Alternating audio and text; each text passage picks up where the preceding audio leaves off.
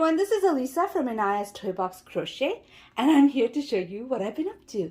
But before I start, I'd like to thank each and every one of you for coming to visit. I love talking to you, and I love it when you come. Hi. My daughter just peeked in. Anyways, I love when you come to visit me, and anyways, let me just go on to what I've been up to. This is the first one I'm going to show you. This is the Just Feel Festive shawl. The pattern is by Kalisha Ryan, and I used my leftover cookie yarn to make this. If you recall, I made a sweater with cookie yarn, and I used 3 skeins and just a tiny little bit of a 4th skein. Why is it called cookie yarn? Just the name. Whoever made it decided to call it cookie. Anyways, I had just a little bit, and I was determined not to stash it. So I started a shawl. It didn't work out. So then I started a second shawl.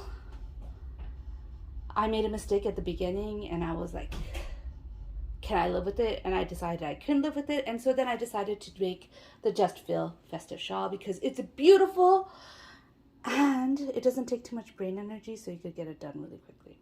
So this is the first FO I'm showing you. It's also the one that gave me the biggest headache because I had to frog it 3 different shawls, which I will do again in a different time, but 3 different shawls before I got to this one. But this yarn has not been stashed. I used it up, and I am so happy with it, and it looks beautiful. Doesn't it look beautiful? I did have to add a little bit more because I felt like it needed a little bit more length. I probably needed even more than this, but I was done. So that's Premier every day in the DK weight, and the colorway is garnet. So I added that to the end of the shawl, and I probably should have added more, but I was like, I want to finish. You know how I get when shawls are long enough, and I'm like, do I really want to continue? I should have finished it because now I have a little skein of yarn somewhere, but I guess I could use it for doll hair. Okay, so the next one I wanted to show you is a project that I started designing. It was going to be a design in December, and then my husband got COVID, I got COVID, and it got put in the back burner, and I lost motivation for it. So I picked it up and told myself, okay, I'm not going to put the pressure of making this into a design. I'm going to make it freehand, and I did. I finished my little red panda. Let me put the, sorry, it's going to be a little squeaky. I made the red panda. Oh, it wasn't too squeaky. I finished the red panda after so long, and guess what? While I was working on the tail, guess what I was watching? Turning red. I really was. Anyways, it's done. It's going to go to my daughter. I put wire throughout the tail. The whole tail has wire all throughout it. And to tell you the truth, that was experimental for me because I've never done where I crocheted a wire behind every stitch before. Normally, I shape it to make it, curve like it's curving. And I wanted to see what it's like with wire. And to tell you the truth, I think I prefer shaping it. It moves better. I mean, wire has... The thing with wire, you could wire everything to make it posable. But the stuffing and the fabric of the yarn that you made, the fabric that you made out of crochet, does stop it from bending as much as it would if it was just wire.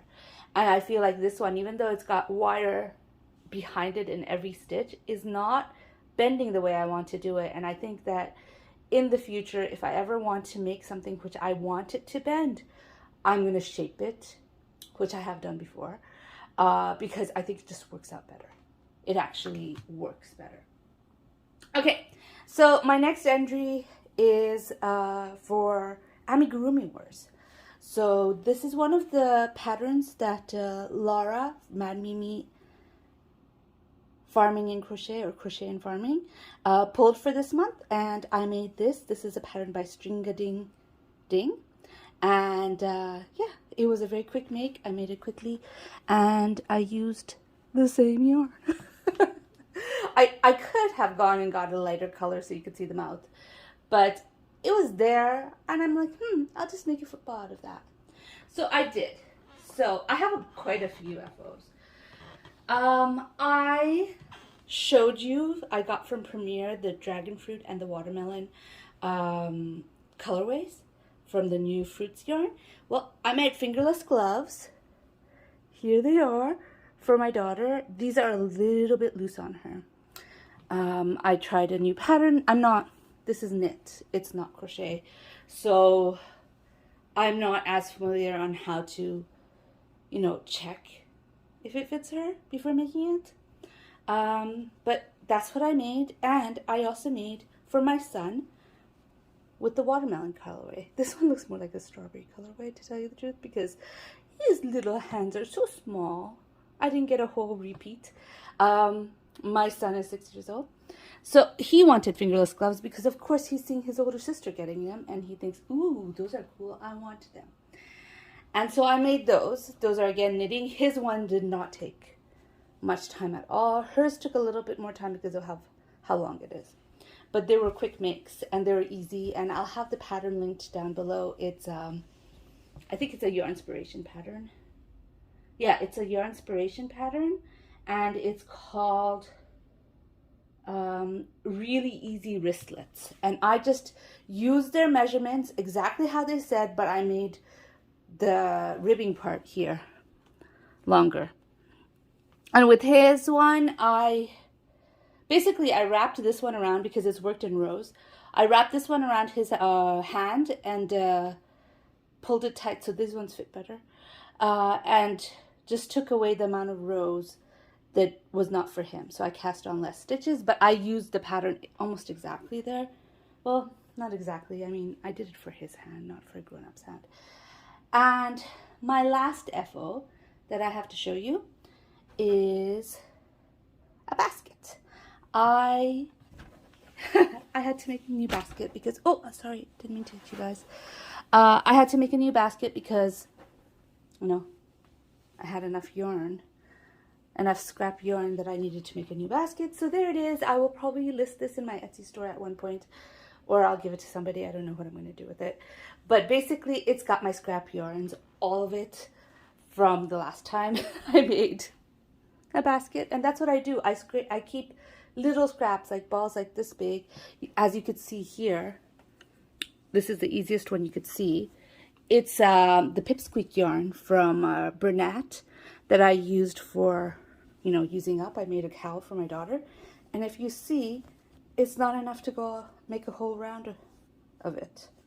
And a lot of the yarn is like that. It's just little bits and pieces. And these are, of course, one of a kind because I can never, ever recreate any colorway exactly. But I do hold one strand of yarn that is consistent throughout the thing. And that is this mustard color. So I held the mustard color together with any other color that I happen to have and just made it. I use any weight yarn I have. I just adjust the amount of yarn I'm holding together. Like, for instance, if I'm using a bulky yarn, I'll just have the bulky and the main color. If I'm using DK yarn, I'll use 2 strands per 1 strand of worsted weight yarn. So I just adjust it like that. Some parts are a little thicker where I have a little bit of DK left. And so I'm like, okay, I'll finish up the DK yarn left, and there's like 2 strands of worsted in my hand. Whatever, it's a basket, and I think it turns out pretty every single time. So those are my FOs, and that's a lot of FOs. I don't have as many whips to show you, but I did want to show you that I am almost finished with my birthday cats. I will take a picture one day and show you all of this. This is the dragon fruit colorway. I wanted to actually show you this. Where is it? Okay, so I've been using, after I finished that, I have a little bit left, so I've been using the dragon fruit colorway, or I used the dragon fruit colorway for some of the cats I'm making. And I wanted to show you, look at the green repeat in knitting. I think it's pretty okay. It's not that bad. It's not huge, but it is thick. There's a lot of it, and there's a few rows. This is a green repeat in crochet. Not quite so much yarn. Not so big. Not as big, and the rounds are smaller. See that? Just just something that I thought was interesting. But anyways, I still have to finish this, not just weaving in the tail, but I also have to give it a nose. And then it'll be done. And I am almost done with these cats. I've been doing one a day for the most part. I didn't do yesterday. I've been making one a day for the most part. And I'm close to done. I think I have 20. So I need to do another 4 of them maybe.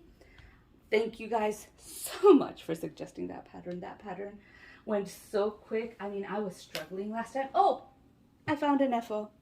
I made a little squirrel with the leftover yarn. Remember I made a cat with the yarn that I won from Granny D? I made a little squirrel because I did win this from Granny D. Here. Let's put you there. So those are my FOs. And I have 2 whips because I've finished everything that I was working on. I started making this mosaic brick bag. There's a YouTube tutorial which I will link down below. I saw this at Laura, Mad Mimi, and Farming, and Anita YOH Crochet were making this, and I really liked it, so I thought I'd try to make it. And of course, mine turns out smaller. I didn't do a gauge swatch, which maybe if I did, it would have been better. This is the big size, and it's about 9 inches, which is, it's supposed to be like 13 inches. But whatever, I'm going to work it up. I think it looks really good. This took me all day yesterday because I wasn't going to work with black. I didn't want to make it with black. And so, but I really was invested in using this ice cream cotton blend yarn. I started off with gray. 24/7 gray in the colorware silver. I got up to putting the grape colorway in the ice cream yarn next to it, and I felt like the color kind of, they looked nice enough together, but it was faded. It didn't really pop. And so then I tried brown, but I didn't like it with the brown either. And then I chose this black. This black is Premier Home Cotton or something. What is it called? Let me just see. Premier, oh, sorry about that. It's Premier Home. I got, like, a couple of years ago, they were having a sale where you could get a packet of 3 for $5. I got it then. I have made nothing out of them. I used a little bit of this black yarn for something, but other than that, I made nothing, and I bought 2 packets of it. So it was about time for me to start using it. It really was. And the last thing I want to show you is this. I started this fingerless glove. I forgot to show it to you last week. So I do not have a marker of where I was, but I was about here last week. And I forgot to show it to you, but I'm almost done with one glove right now. This one was a difficult make. I'm using smaller needles than I'm used to. And this is roving yarn, and I didn't think it would make too much of a difference, but it splits like crazy. It really splits a lot. It's called Mariana's, I have to scroll up to find it. It's Mariana's Lazy Days. Sorry. Mariana's Lazy Daisy Days is the designer. And it's the easy fingerless mitts with thumbs. So that's what I made. The thumb is done, so I just have to work up the rest of the hand and do the thing and then make another one and then I'll be done. This was hard to make. I was having a lot of trouble over here because the yarn kept splitting on me. Right now I'm doing a little bit better. I've managed to make it not split. Another problem is it is roving yarn. And I understand roving gets from thicker to thinner, but this isn't even the thinnest it got to. Look at that. How do I show this? Look at that. That's how thin it got to. Look at that. That's the DK weight. And this is like, I think thread, maybe lace weight. It got to that low. I actually had to cut off a whole bunch of the yarn because it got so thin. It got much thinner than this. And I had to cut it off because I don't see how it would fit someone's hand if it's so thin when the rest of it is so thick. Like that part is, you could see it's like squashed in where I did it. Yeah, so I had a little bit of trouble with the yarn, but the yarn is amazing. It's so beautifully soft. It's splitting on me, but I think that's user error more than thing. It's thinner. It's a thinner needle. It's like a 3. no, it's a 4mm needle. And I'm new to knitting. And while I have knitted with these needles before, it is thinner than the ones I used for these gloves. And so I think that helped with making it hard. But right now I'm not finding it hard, and I think practicing, well, I wasn't practicing, but making these gloves, I was just too excited to use that yarn to wait till I finish this to start that. I think using that thicker yarn with a bigger needle helped me figure out how to use this yarn. But this yarn is gorgeous, isn't it? This is King Cole in the colorway King Cole. Wait, I forgot what it is. And I can't seem to find the label. Here it is. It's King Cole Sprite. King Cole Sprite in the colorway Sardinia. I like it. I love the way it's working out. I love the way it looks. And I'm liking the pattern too. It's a little bit more complicated, obviously, than this, which is worked flat. And then you seam it. That one is also worked flat, obviously. And then you seam it. But you know, it's got this thumb on it, which is really different than anything I've ever knit before. And I'm enjoying that. I do have 9-inch circulars in the 4mm, I think, or 4.5mm, and I'm considering, probably won't do it because it's really hard to use 9-inch circulars, trying to make the second glove in circulars. Again, I probably won't do it. I'll probably keep on working on rows until I feel more comfortable to use the circulars. But anyways, that's what I've been up to. I got a lot done this week. I know there's smaller projects, but it's still a lot. And I enjoyed making most of it. Not this one, unfortunately. I love making the Just Feel festive shawl. Don't get me wrong, there's nothing wrong with the pattern. There's absolutely nothing wrong with the yarn. I was just frustrated because I had to frog that yarn 3 times. And that frustration made me not enjoy it. Now, if I was a smart person, if I was a person who took her own advice, I would have said, okay, yarn, I'm putting you in a timeout, working on other stuff, and then I'll come back to you. That's what a smart person or somebody who follows her own advice would do. But no, I was stubborn, and I said, no, you're not going back into my stash. You're not touching my stash. I am making you, and I'm making you right now. And that's what I did, because I'm stubborn. And it was probably not the right decision, because I would have enjoyed it more if I hadn't done it stubbornly. But anyways, that's what I've been up to. I hope you enjoyed this video. If you enjoyed this video, please give it a thumbs up. If you'd like to hear more from me, please subscribe. Bye.